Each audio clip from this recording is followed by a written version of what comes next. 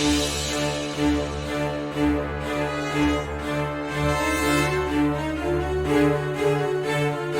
everyone, welcome back to my channel. Yeah, today's Thursday and it looks decent outside. Go out and be great, whatever you do.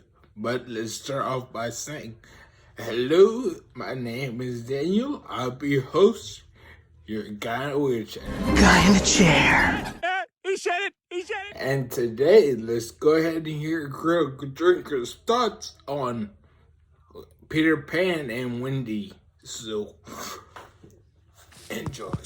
Another day, another Disney live-action remake of a beloved animated movie. Because as we all know, nothing says creativity and imagination like retelling the same story over and over again without having to take the risk of coming up with something new and unproven. And when it comes to exploring old properties with strong followings and name recognition that guarantee a good return on investment, Disney truly are the masters of the trade. First you had Beauty and the Beast, then you had Aladdin, then you had The Lion King, then Mulan. Well now, get ready for Peter Pan and Wendy, a reimagining of the classic children's story by Scottish author J.M. Barrie about a young British girl named Wendy who travels to the magical world of Neverland with the swashbuckling hero Peter Pan and his gang of lost boys, only this time updated for modern audiences.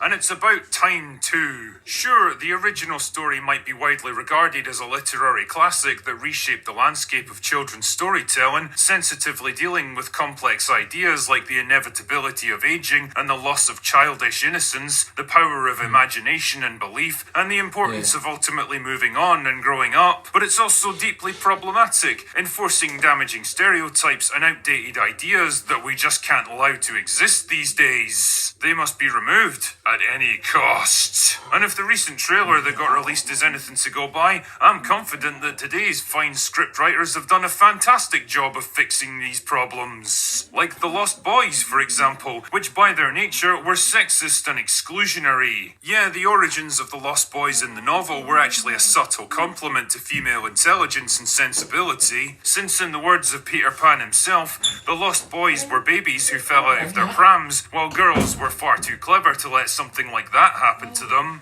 And all of this was tied into the overarching theme of Wendy, a girl, being a mature and steadying influence on the group, ultimately bringing them to the realization that they couldn't remain as children forever, and that it was time for them to go home and live full and complete lives at last. But of course, that kind of subtle exploration of the different perspectives and outlooks of boys and girls, particularly in a story with a female protagonist, is dangerous and damaging because we need to be constantly reminded that girls can punch and fight and do adventure stuff too. And what's so great about the trailer is that it manages to work this change into the plot in a subtle, elegant and organic way, rather than just trying to shove it in your face with some clumsy piece of cheesy dialogue. But you're not all boys. So?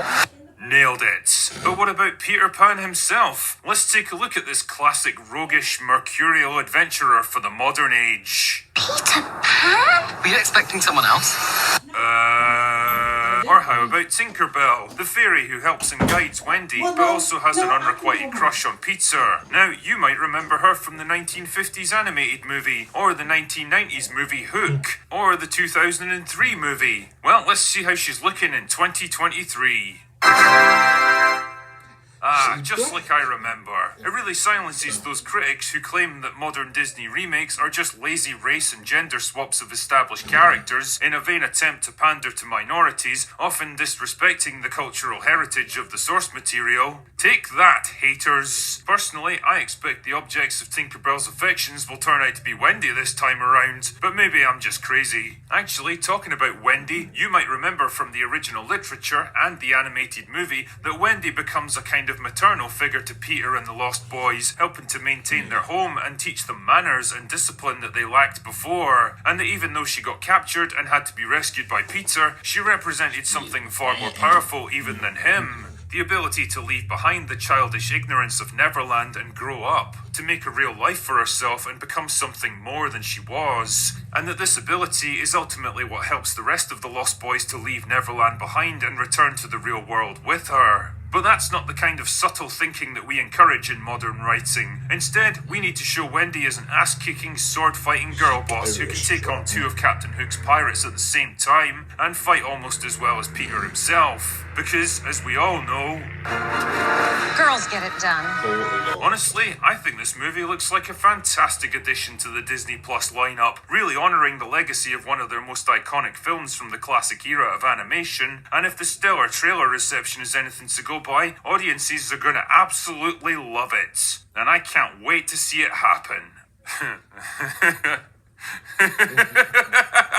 Anyway, that's all I've got for today.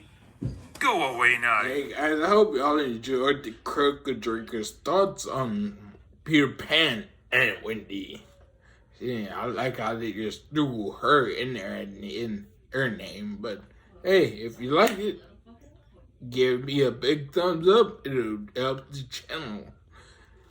And comment below. Let's get a little engagement. And then subscribe for more and hit the notification bell to be notified every time I post a new video. Share. Bye.